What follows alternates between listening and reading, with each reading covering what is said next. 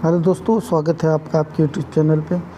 जैसा कि पिछले 2 वीडियो में हम लोगों ने संविधान के लगभग 150 क्वेश्चन को जो है वो समाप्त कर दिया था। अब इसके आगे का जो क्वेश्चन है, यानी 150 के बाद का जो क्वेश्चन है वो अब हम लोग देखने वाले हैं।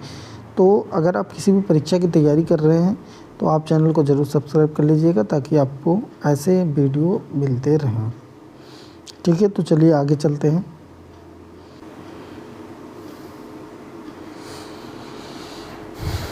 तो देखिए, जो प्रश्न नंबर 151 है वो कह रहा है कि राष्ट्रपति किसकी सलाह पर लोकसभा को भंग कर सकता है।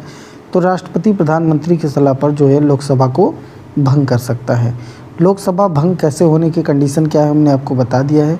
लोकसभा कब कब भंग की जा सकती है, ठीक है। और योजना आयोग का पदेन अध्यक्ष कौन होता है, तो ये भी क्या होता है, प्रधानमंत्री। कोई भी योजना जो होती है वो प्रधानमंत्री के तहत ही आती है।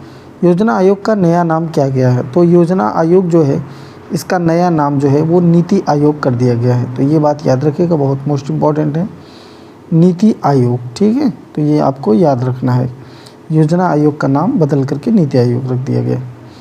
अगला जो प्रश्न है वो कह रहा है कि नीति आयोग का गठन कब हुआ था। तो देखिए, जो नीति आयोग था इसका गठन 1 जनवरी 2015 को हुआ था। तो ये आपका उत्तर हो जाएगा, ठीक है।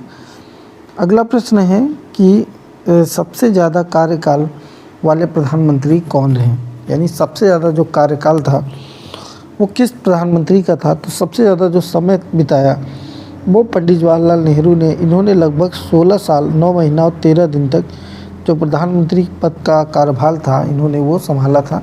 तो सबसे ज़्यादा समय तक रहने वाले प्रधानमंत्री।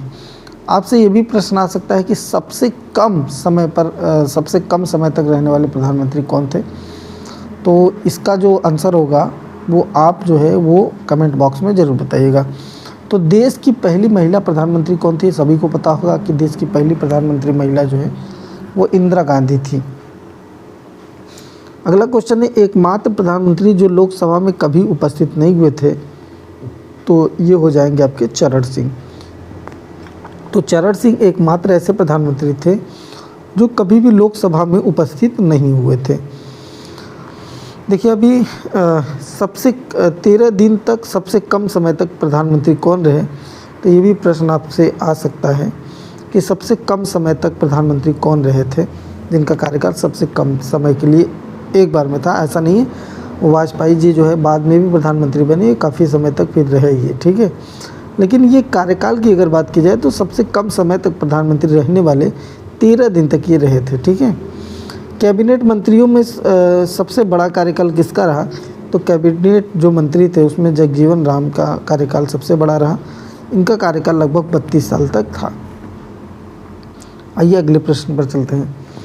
अगला प्रश्न है कि संसद का प्रथम सदन या निचला सदन क्या कहलाता है। तो देखिए, निचला सदन जो होता है उसको लोकसभा का होता है, और जो उच्च सदन होता है वो राज्यसभा का होता है, ठीक है। लोकसभा का और उच्च सदन जो होता है वो राज्यसभा का, ठीक। आइए आगे चलते हैं अगले प्रश्न पर। तो अगला प्रश्न है कि राज्यसभा के सदस्यों की अधिकतम संख्या कितनी होती है। तो राज्यसभा के सदस्यों की अधिकतम जो संख्या होती है वो 250 है, ठीक है। वर्तमान में अगर बात की जाए तो राज्यसभा में सदस्यों की संख्या कितनी है, तो ये राज्यसभा में सदस्यों की संख्या जो है वो 245 है, ठीक है। राज्यसभा में कितने सदस्य राष्ट्रपति द्वारा मनोनीत होते हैं। तो देखिए, अभी हमने आपको शुरू में ये बताया था कि राष्ट्रपति जो होता है वो कुल 14 जो होते हैं सदस्य जो होते हैं सदन के सदस्यों को, वो राष्ट्रपति के हाथ में होता है, वो जिसको चाहता है वो नियोजित करता है। तो राज्यसभा की अगर बात की जाए तो राज्यसभा में जो है तकरीबन जो 12 सभा में अगर बात की जाए तो राज्यसभा में जो 12 सदस्य हैं उसे राष्ट्रपति क्या करता है, मनोनीत कर सकता है। राज्यसभा के लिए जो न्यूनतम आयु है वो कितनी होनी चाहिए। अगला प्रश्न है कि राज्यसभा के लिए न्यूनतम आयु कितनी होनी चाहिए। तो राज्यसभा के लिए जो न्यूनतम आयु है वो 30 वर्ष कम से कम होनी चाहिए, तभी आप राज्यसभा सदस्य बन सकते हैं। राज्यसभा के सदस्य कितनी अवधि के लिए निर्वाचित होते हैं? तो राज्यसभा के जो सदस्य हैं वो 6 वर्ष के लिए क्या होते हैं, निर्वाचित किए जाते हैं, यानी 6 वर्ष। तो राज्यसभा जो सदन है वो 6 वर्षों तक कार्यरत रहता है। अगला प्रश्न, राज्यसभा कैसा सदन है? तो देखिए, राज्यसभा एक स्थायी सदन है, ठीक है। राज्यसभा के कितने सदस्य हर 2 वर्ष बाद सेवानिवृत्त हो जाते हैं, यानी रिटायरमेंट ले लिया जाता है राज्यसभा के पद से? तो ऐसे 2/3 जो है वो राज्यसभा सदस्य होते हैं जो हर 2 वर्ष बाद जो है वो सेवानिवृत्त हो जाते हैं। राज्यसभा की पहली बार गठन कब हुआ? राज्यसभा का पहली बार जो है गठन कब हुआ था? तो राज्यसभा का जो गठन है वो पहली बार इसका गठन 3 अगस्त 1952 को हुआ था। ये भी मोस्ट इम्पॉर्टेंट क्वेश्चन है, तो ये ध्यान में रखिएगा। अगला क्वेश्चन है, राज्यसभा का सर्वाधिक सीट है ना कहाँ पर है, किस राज्य में है? तो जानते रहिए, राज्यसभा का सबसे ज़्यादा जो सीट है वो उत्तर प्रदेश में है, यूपी में। कुल सीटों की संख्या की अगर बात की जाए तो 31 सीट जो है वो टोटल है। कहाँ पर? तो ये उत्तर प्रदेश में है। किसी भी धन विधेयक को किस सदन में पेश नहीं किया जा सकता है? कोई भी धन विधेयक जो है वो किस सदन में पेश नहीं किया जा सकता? तो ये जो है वो राज्यसभा में नहीं पेश किया जा सकता है, ठीक है। राज्यसभा में इसको हम पेश नहीं कर सकते हैं। अगला जो प्रश्न है वो अगला प्रश्न आपका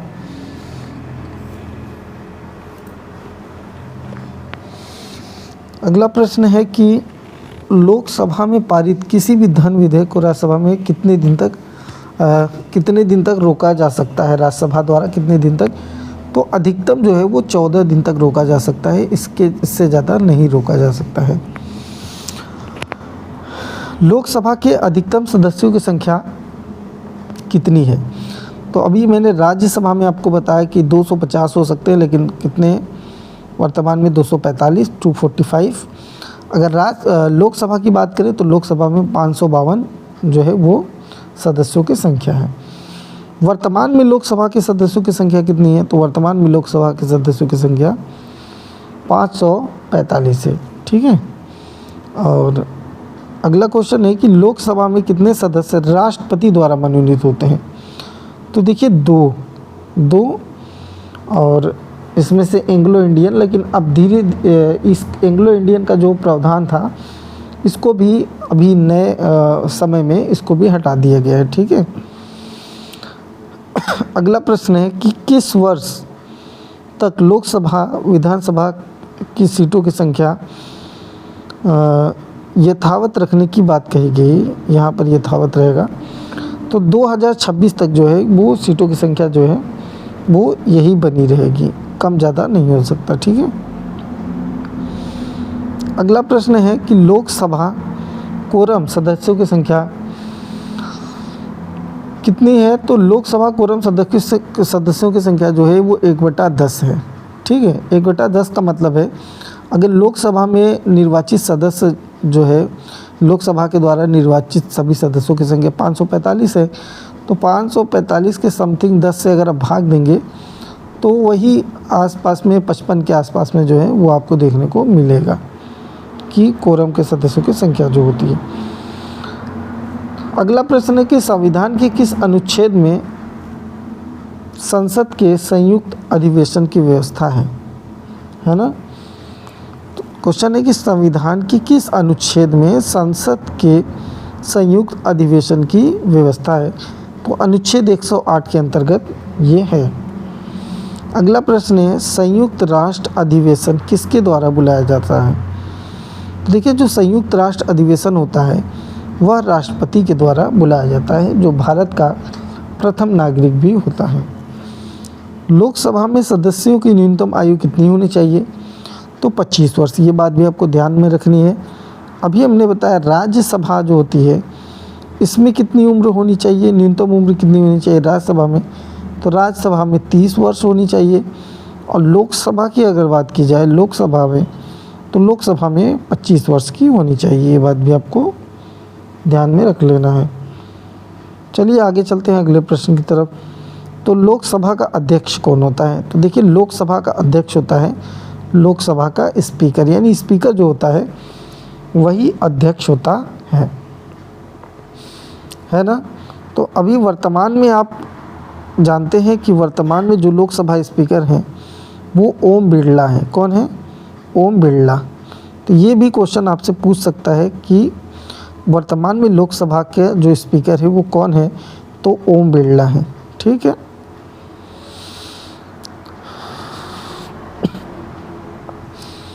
अगला क्वेश्चन है कि कोई विधेयक, यहाँ विधेयक होना चाहिए, कोई विधेयक धन विधेयक है या नहीं, यह कौन तय करता है? तो ये स्पीकर ही तय करेगा कि ये जो विधेयक है ये धन विधेयक है या नहीं है। अगले प्रश्न की तरफ चलते हैं। प्रथम लोकसभा अध्यक्ष कौन थे? तो प्रथम लोकसभा अध्यक्ष जो थे वो आपके गणेश वासुदेव मावलंकर।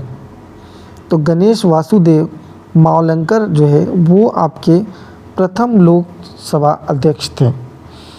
पहली महिला लोकसभा अध्यक्ष कौन थी? ये भी बहुत बार ये क्वेश्चन आया हुआ है, तो ये इम्पॉर्टेंट आपके परीक्षा के लिए हो जाता है कि आपसे पूछा जाता है कि प्रथम महिला लोकसभा अध्यक्ष कौन थी। तो देखिए मीरा कुमार जो है वो प्रथम महिला लोकसभा अध्यक्ष थी। लोकसभा का गठन कब हुआ था? तो याद रखिएगा लोकसभा का जो गठन था वो 6 मई 1952 को हुआ था। ठीक है। तो आई होप आप लोग सब बातों को ध्यान में रख कर के आगे चल रहे हैं। तो आइए आगे चलते हैं। अगला प्रश्न है प्रोटेम स्पीकर को नियुक्त कौन करता है? तो देखिए प्रोटेम स्पीकर की नियुक्ति जो होता है वो राष्ट्रपति के द्वारा की जाती है। आगे चलते हैं। अगला प्रश्न है सर्वोच्च न्यायालय में कितने न्यायाधीश होते हैं? तो सर्वोच्च न्यायालय जो हमारा सुप्रीम कोर्ट होता है उसमें जो न्यायाधीश होते हैं वो न्यायाधीशों की संख्या कुल होती है 30, है ना, 30 होती है। ठीक है। तो अभी आपको पता है कि जो DY चंद्रचूड़ थे वो अपने जो है वो मुख्य न्यायाधीश थे, लेकिन वो जो है अपने रिटायरमेंट हो गया उनका। तो रिटायरमेंट के बाद जो नया पद संभाला है सर्वोच्च न्यायालय के न्यायाधीश होने का, वो किसने संभाला है ये आपको बताना है कमेंट करके। भारत के पहले मुख्य न्यायाधीश कौन थे? आज़ादी के बाद की बात हो रही है, यानी 1947 के बाद। तो हीरालाल जे कानिया जो थे वो क्या थे? भारत के पहले मुख्य न्यायाधीश थे। मुख्य न्यायाधीश को शपथ कौन दिलाता है? तो मुख्य न्यायाधीश को शपथ पत्र दिलाता है राष्ट्रपति। और यदि मुख्य न्यायाधीश ये चाहता है कि हम अपना जो है वो त्याग पत्र सौंपेंगे, तो ये त्याग पत्र भी जो है वो राष्ट्रपति को ही सौंप सकते हैं। सर्वोच्च न्यायालय के न्यायाधीश को कैसे हटाया जा सकता है? अगर कोई सर्वोच्च न्यायालय का न्यायाधीश है उसे कैसे हटाया जा सकता है? तो ये केवल राष्ट्रपति के अध्यादेश द्वारा ही हटाया जा सकता है, अन्यथा इसे हटाया नहीं जा सकता है। ये भी आपको ध्यान में रखना है, क्योंकि जो सर्वोच्च न्यायालय के न्यायाधीश होते हैं इनका पद भी काफ़ी बड़ा होता है।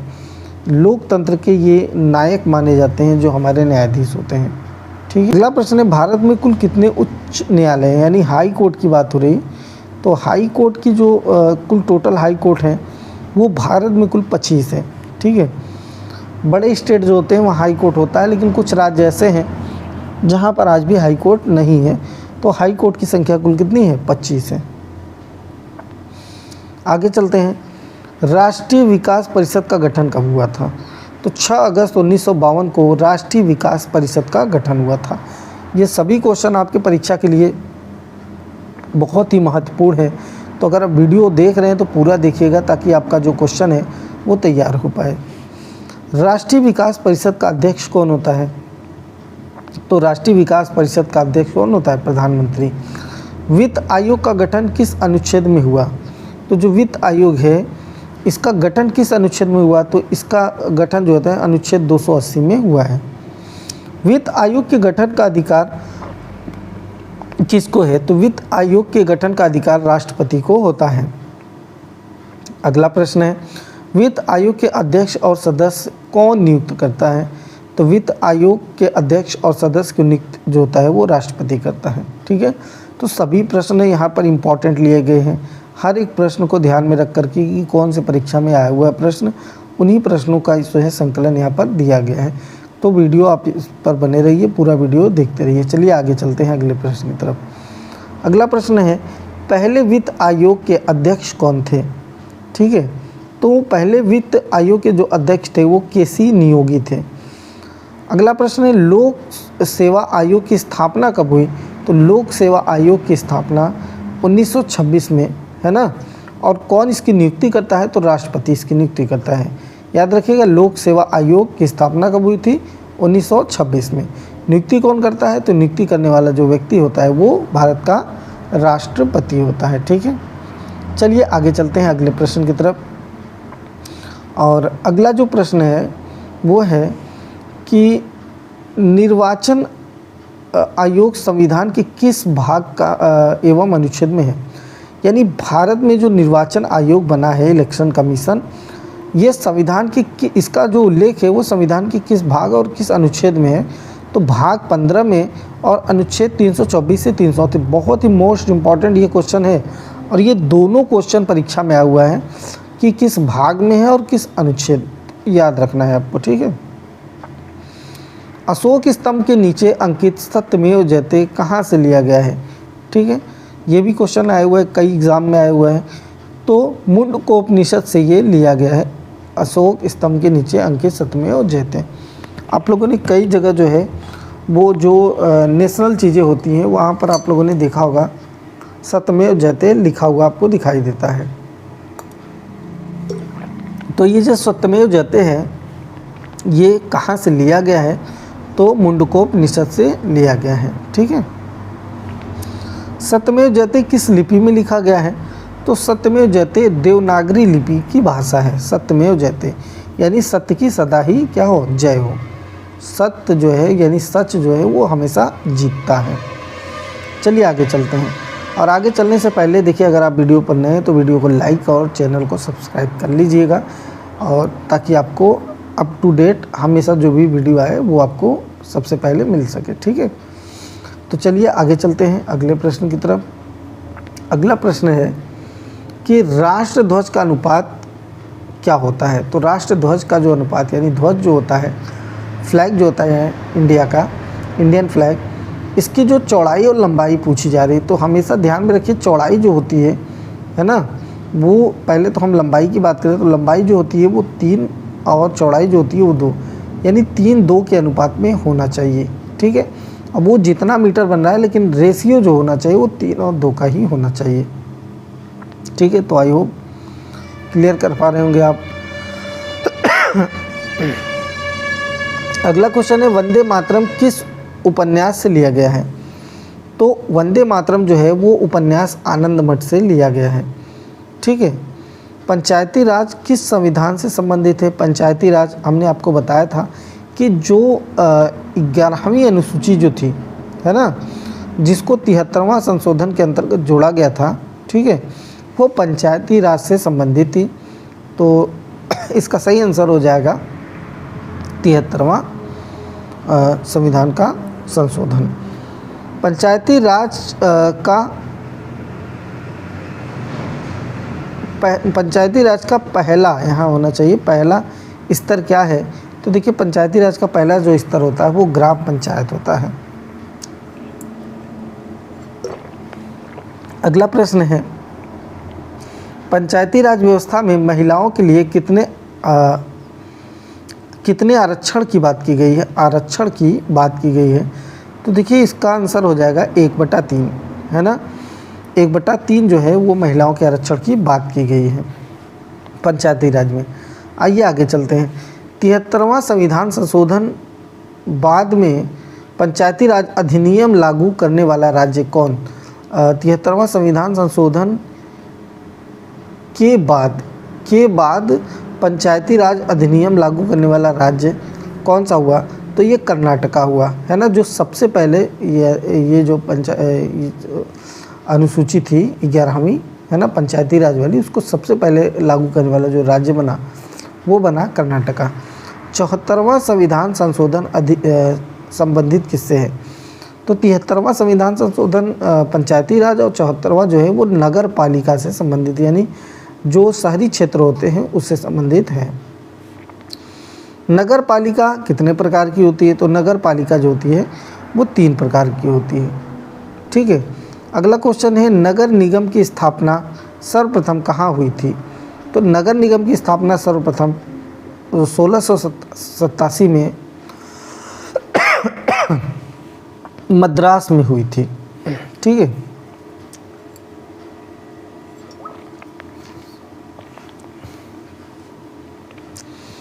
अगला प्रश्न है, उच्च न्यायालय के न्यायाधीश कितनी वर्ष में रिटायर करते हैं, यानी अवकाश ग्रहण करते हैं? तो उच्च न्यायालय के जो न्यायाधीश होते हैं वो 62 वर्ष की उम्र में जो है वो रिटायरमेंट लेते हैं। आई होप आप लोगों को क्वेश्चन अच्छा लग रहा होगा। क्वेश्चन बनाने में काफ़ी मेहनत लगती है, तो अगर आपको लग रहा है कि इस क्वेश्चन को बनाने में काफ़ी मेहनत लगे तो वीडियो को लाइक ज़रूर कर दीजिएगा। उच्च न्यायालय के न्यायाधीश अपना त्यागपत्र किसे दे सकते हैं? तो देखिए, उच्च न्यायालय जो होता है, न्यायाधीश इसकी शपथ भी दिलाता है राष्ट्रपति, और जो अपना त्यागपत्र होता है वो भी ये राष्ट्रपति को सौंपते हैं। सरकार का प्रथम विधि अधिकारी कौन होता है? तो महान्यायवादी जो होता है वो सरकार का प्रथम विधि अधिकारी होता है। राज्यपाल की नियुक्ति कौन करता है? तो राज्यपाल जो होता है उसकी नियुक्ति भी राष्ट्रपति के द्वारा की जाती है। राज्यपाल को शपथ कौन दिलाता है? तो राज्यपाल को शपथ दिलाने के उस राज्य के उच्च न्यायालय के मुख्य न्यायाधीश जो होते हैं वो राज्यपाल को उसकी शपथ दिलाते हैं। राज्यपाल बनने के लिए न्यूनतम आयु क्या होनी चाहिए? तो राज्यपाल बनने के लिए जो न्यूनतम आयु है, अर्हता है, वो 35 वर्ष होनी चाहिए, ठीक है। चलिए आगे चलते हैं अगले प्रश्न की तरफ। अगला प्रश्न है कि राष्ट्रपति शासन के समय राज्य का प्रशासन कौन चलाता है? ठीक है, यदि राष्ट्रपति शासन लग गया तो राज्य में, देश में तो राष्ट्रपति अपने हिसाब से राष्ट्रपति शासन लगेगा तो कानून व्यवस्था बहुत अच्छी हो जाएगी, लेकिन राज्य में जो होता है वो राज्यपाल के अधीन हो जाता है, यदि राज्यपाल उसका संचालन करता है। राज्यों के विश्वविद्यालय को, राज्यों का के विश्वविद्यालय का कुलपति कौन होता है? यहाँ देखिए गलती हो गया, कूठाधिपति कौन होता है? तो कुलपति कौन होता है? तो राज्यपाल होता है, ठीक है। मौलिक अधिकारों का रक्षक किसे कहा जाता है? तो मौलिक अधिकारों का जो रक्षक होता है वो सुप्रीम कोर्ट यानी सर्वोच्च न्यायालय को कहा जाता है। सर्वोच्च न्यायालय जो होता है वो संविधान का रक्षक माना जाता है। अगला क्वेश्चन है, राज्य विधानमंडल का उच्च सदन क्या कहलाता है? तो देखिए, विधान परिषद जो होता है वो राज्य विधानमंडल का उच्च सदन कहलाता है। विधान परिषद के सदस्य बनने के लिए न्यूनतम आयु क्या होनी चाहिए? तो विधान परिषद का जो सदस्य है उसको बनने के लिए न्यूनतम आयु जो है वो 30 वर्ष की होनी चाहिए। चलिए अगले प्रश्न की तरफ चलते हैं। अगला प्रश्न है, विधान परिषद के सदस्यों का कार्यकाल कितने वर्ष का होता है? तो विधान परिषद के सदस्यों का कार्यकाल 6 वर्ष का होता है। विधान परिषद के कुल सदस्यों की संख्या कम से कम कितनी होनी चाहिए? तो कम से कम जो है विधान परिषद के सदस्यों की संख्या 40 होनी चाहिए। यह भी बात आपको याद रखनी बहुत इम्पॉर्टेंट है। अगला क्वेश्चन है, विधान परिषद के कुल सदस्यों की संख्या अधिक से अधिक कितनी होनी चाहिए? तो कुल सदस्यों की संख्या का 1/3, ठीक है, ये बात भी आप ध्यान में रखेंगे। अगला प्रश्न है, भारत में कितने विधान परिषद हैं? तो देखिए, भारत में विधान परिषद की अगर बात करें तो 7 हैं, है ना, 7 विधान परिषद हैं, यानी हर राज्य में विधान परिषद नहीं होता है, ठीक है। जो विधान परिषद होता है इसका कार्यकाल कितना होता है? तो 5 वर्ष का होता है। अब विधान परिषद का सदस्य बनने के लिए आयु अर्हता कितनी होनी चाहिए? तो 25 वर्ष की होनी चाहिए। चलिए आगे चलते हैं अगले प्रश्न पर। किसी राज्य की विधानसभा में कम से कम एवं अधिक से अधिक सदस्यों की संख्या कितनी होनी चाहिए? देखिए, कम से कम विधान सभा जो है उसमें 60 और अधिक से अधिक 500 हो सकते हैं, इससे ज़्यादा नहीं हो सकते। राज्यपाल के सारे अधिकारों का प्रयोग कौन करता है? तो राज्यपाल के सारे अधिकारों का प्रयोग जो होता है वो मुख्यमंत्री करता है। यदि मुख्यमंत्री नहीं है तो उसमें राज्यपाल शासन होता है और राज्यपाल अपने राज्य को अपने अधीन रख करके उसको संचालित करता है। आगे चलते हैं। भारतीय राज्य व्यवस्था में वरीयता के हिसाब से सर्वोच्च पदाधिकारी कौन होता है? तो सर्वोच्च पदाधिकारी जो होता है देश का राष्ट्रपति होता है। सरकारी आयोग का गठन कब किया गया? तो सरकारी आयोग का गठन जो है वो 1983 में, जून 1983 में किया गया था। अंतर्राज्यीय परिषद का गठन कब किया गया? तो 1990 में किया गया, जिसको राष्ट्रपति ने किया था। ठीक है, ये बात भी आपको ध्यान में रखनी है। चलिए आगे चलते हैं। अगला प्रश्न है, शून्यकाल कब शुरू होता है? देखिए, अगर आप सदन में जाएंगे तो सदन का एक प्रावधान होता है शून्यकाल। तो शून्यकाल जहाँ पर आप प्रश्न नहीं कर सकते हैं तो वो कब होता है? तो 12 बजे का जो समय होता है उसे शून्यकाल घोषित कर दिया जाता है। जिस प्रश्न का उत्तर सदस्य सदन में तुरंत चाहता है उसे तारांकित प्रश्न कहते हैं। यानी अगर सदस्य चाह रहा है कि जो प्रश्न है उसका उत्तर हमको दिया जाए तो ऐसे प्रश्नों को हम क्या बोलेंगे? तारांकित प्रश्न। जिस प्रश्न का उत्तर सदस्य लिखित रूप में चाहता है उसे क्या कहते हैं? उसे अंतरांकित कहते हैं। ठीक है, अंतरांकित। अगला क्वेश्चन है, जीएसटी संविधान संशोधन से संबंधित है। तो देखिए, संविधान संशोधन जो होता है वो जीएसटी के लिए था। ईवीएम का प्रयोग सर्वप्रथम कब हुआ? तो ईवीएम का प्रयोग जो है 1998 में हुआ था।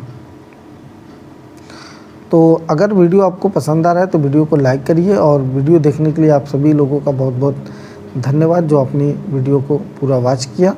ठीक है, और अगर आप चैनल पर नए हैं तो चैनल को भी सब्सक्राइब कर लीजिए।